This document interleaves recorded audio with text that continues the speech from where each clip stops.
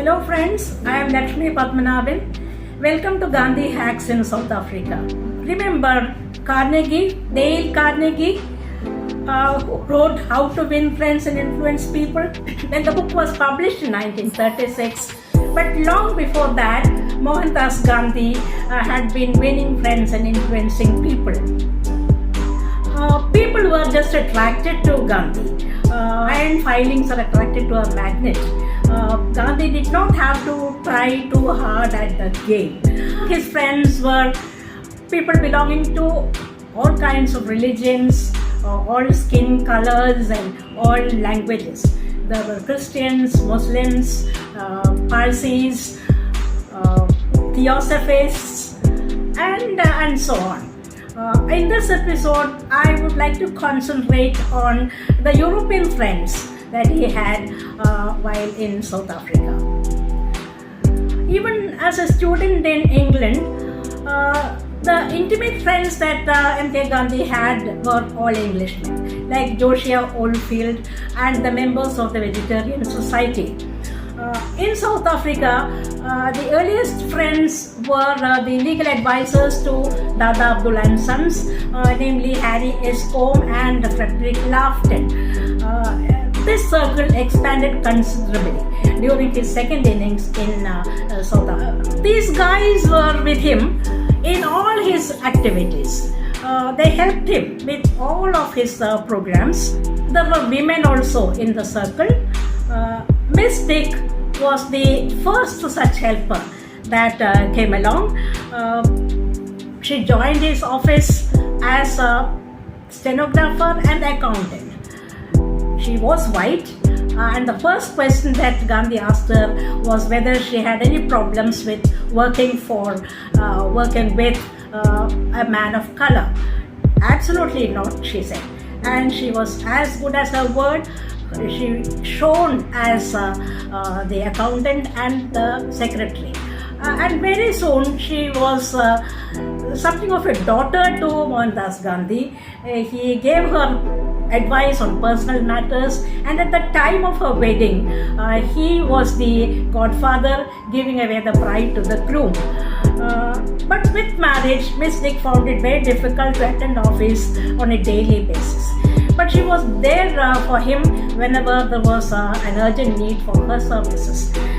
Now, this arrangement would not do for Gandhi because he was a very, very busy lawyer and a man of several activities. So he needed someone who would come to his office on a daily basis, and there came this very extraordinary girl of an unusual temperament called Sonja Chelsea. She was 17. Normally we say sweet 17, but there was nothing sweet about Sonja. She was more steel, she was more diamond in her temperament. It was Hermann Brandt, Gandhi's great friend, who brought her to his office, absolutely without any racial prejudice. She was a tough girl. She would not stand any nonsense from anybody, and the wrongdoer, whoever it is, would see the worst of her. This quality of hers landed Gandhi in a lot of trouble at times, but her innocence, her open nature, and her sincerity won him over, and he overlooked all these other somewhat negative traits. And above all these, there was her English. It was flawless. Mohandas Gandhi would sign the letters drafted by her without even reading them. It was that perfect. Gandhi wanted to raise her salary, but Sonja did not like it. Imagine such a situation in modern times. Does any employee object to the raising of wages or salary? It just doesn't happen. But it did happen in the case of Mohandas Gandhi and Sonja Chelsea. Her argument was that I do not work here for a salary. I came here because I admire your ideals, I admire your principles, and I enjoy working for you. That is the only reason why I am here.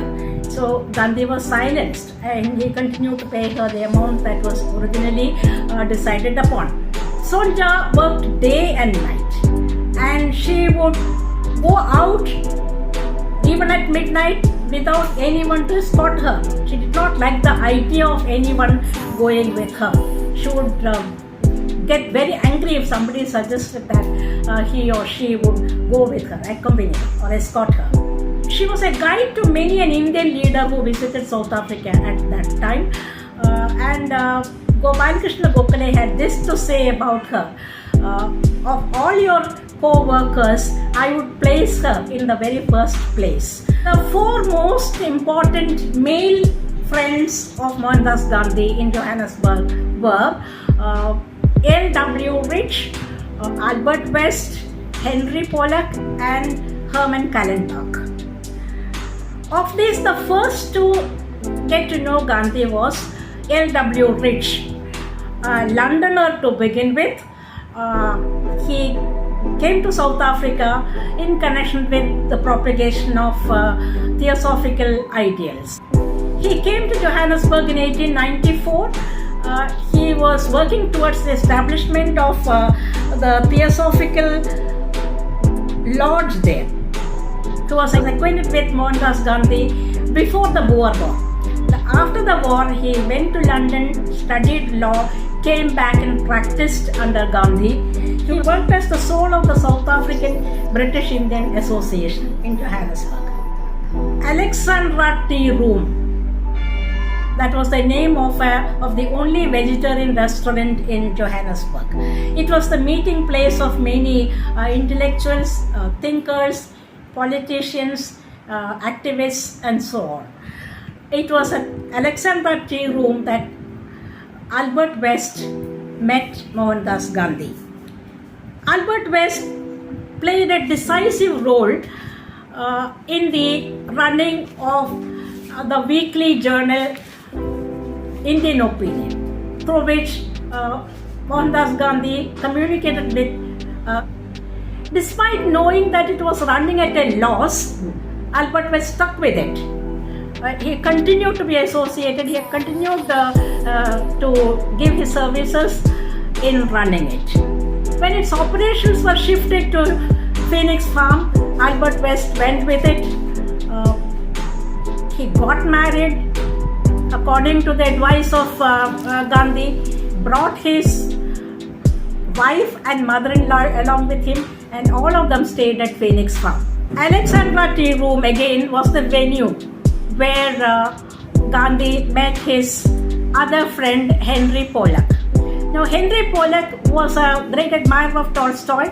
Another friend of his was also an admirer of Tolstoy, came along with him to Alexandra Tea Room, and there this other friend pointed to Gandhi and told Pollock, now here is this man, M.K. Gandhi, Mohandas Gandhi, who is the leader of the Indians here. Now Pollock went to Gandhi, they started talking to each other, and they discovered a lot of things in common. Many passions were there which they shared, and evenings they met, every single evening they met, and they went on talking for a long time about many matters of mutual interest. It was a very deep friendship, and Pollock was associated with Gandhi in most of his activities in Johannesburg. When Pollock married Millie, was a Christian girl, and Pollock was a Jew, Gandhi acted as the best man. He was the witness also to the marriage. And when they got married, Millie and Pollock started living with the Gandhis. The closest of all Mohandas Gandhi's companions in South Africa was, of course, Hermann Brandt. He was a Jew born in Prussia. He was trained as an architect, so you could call him a German Jew. He came to Johannesburg in 1896, built many huge structures and grew very rich. Those Jews who came to Johannesburg and became part of the growth story of the city. The Jews were a persecuted lot in Europe, as you might recall. Those of you who have read some history would have read about it.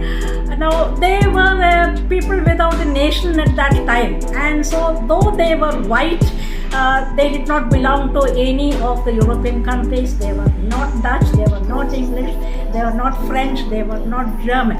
So they were just wandering about throughout Europe, persecuted, hated by everybody. So they could easily relate to the Indians who were the victims of race hatred in Johannesburg. They could relate to this leader of the Indians. They could relate to Mahatma Gandhi because he was a man who had declared war against a war of an unusual kind against race hatred, against the white rulers. How Barrister Gandhi made use of the services of all these friends, how he benefited by these friendships, and how he established himself as a journalist activist in Johannesburg will form the topic of the next episode. Continue to support me in this endeavor. Before concluding, I would like to mention the names of two people who helped me with this episode. They are my friend Mr. Sharif and his son, my young friend Arafat, who are teaching me how to take a video, how to edit the video, etc. I thank them both. Thank you all very much.